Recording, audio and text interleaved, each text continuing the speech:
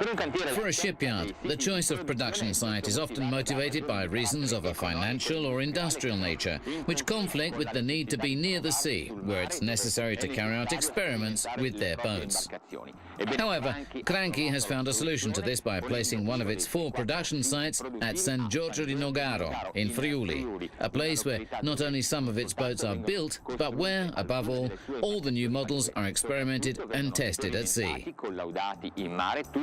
This possibility is, however, not only reserved to the shipyard's technicians, but is also offered to its clients who, for 365 days a year, have the Cranchi boats at their disposal. Well, we too would like and have the opportunity of trying out one of these models, sailing it in the waters of the lagoon and taking it out to be tested on the sea that is swept by the Bora winds.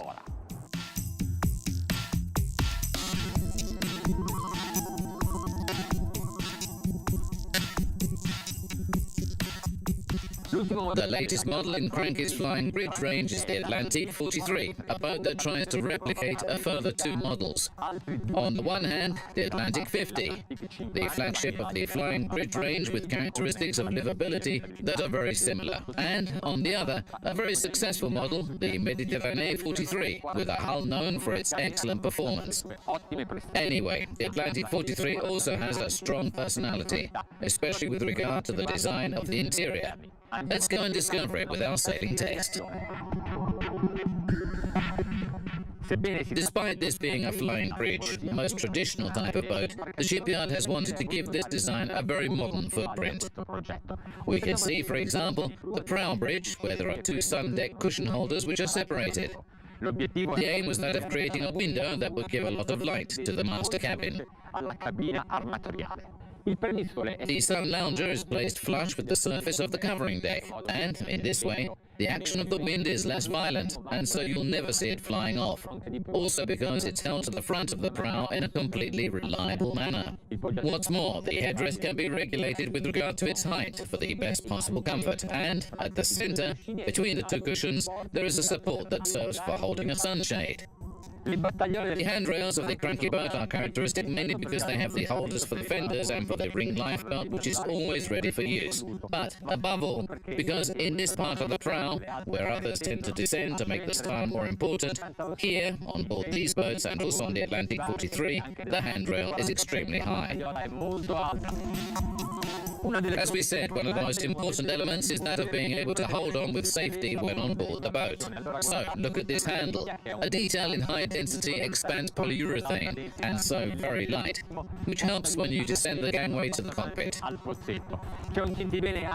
There's also a handrail in the ceiling of this area of the cockpit, and this is something which is fairly rare, but very useful, because even in this area of the boat, you have to move about when you're sailing. Then, to get up to the fly, there's only one handle on the right-hand side of this ladder, but in future versions there will be another on this side as well.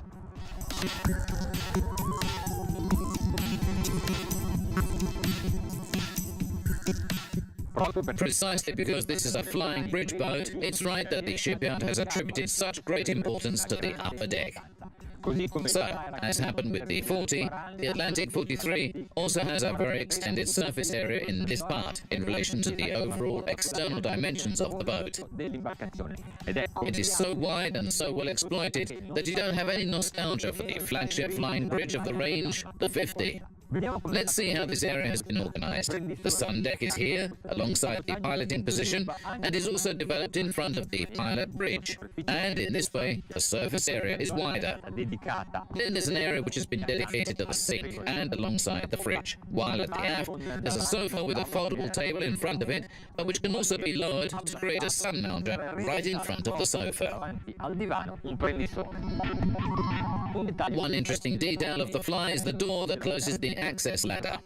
See, it's transparent, so you can see if someone might be opening it up while they're coming up. The upper deck helm is organized with a fairly compact pilot bridge that leaves space for other furnishings, but which nonetheless is equipped with just about everything you might need. The map plotter remains close at hand, and the instruments are extremely legible, giving up the indications of the engine functioning. Helm, joystick and command levers are really comfortable to hold, and this chair is effectively also very comfortable. But it also offers another possibility, that of being transformed into a lower back support. It's not useful in terms of having a better view, which we already have in perfect conditions even when sitting down, but it is useful especially to be at ease when sailing on a rough sea. Symmetry is one of the solutions preferred by architects to make the design of a boat more pleasing, but at times it's good to break these molds in favor of usability, functionality, and even commodity. Look, for example, at this type of asymmetric aft, which, as mentioned, with a pathway that allows you to go down into the cockpit straight from the gangway without having to climb over the sofa. Another characteristic and fundamental element is the sense of airiness that is obtained through this large glass surface. Compared to the designs of a few years ago, this is really talking about something completely different. The furnishings have been done with low furniture that never preclude the possibility of glancing outside through the windows. Even the television, which is placed inside this element, is brought out only when needed.